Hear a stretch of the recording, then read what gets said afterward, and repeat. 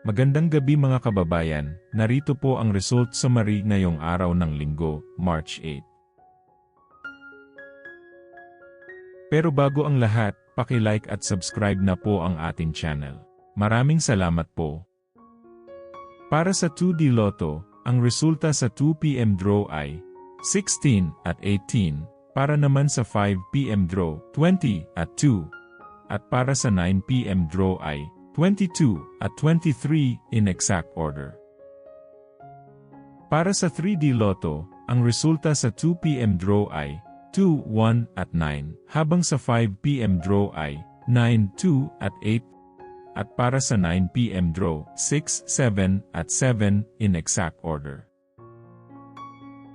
Para sa Super Lotto 649, ang ating winning combination ay 32, 14, 13, 7, 15, at 26 in any order. Muli, maaari nyo pong i-pause ang ating video para sa pag-check ng inyong mga ticket at panalo. At para sa Ultra Lotto 658, ang ating winning combination ay 44, 7, 9, 28, 6, at 17 in any order.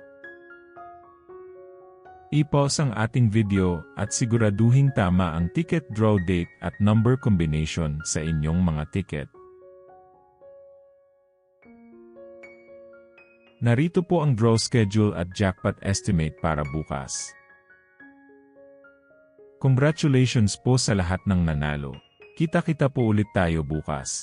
Maraming salamat po sa panunood.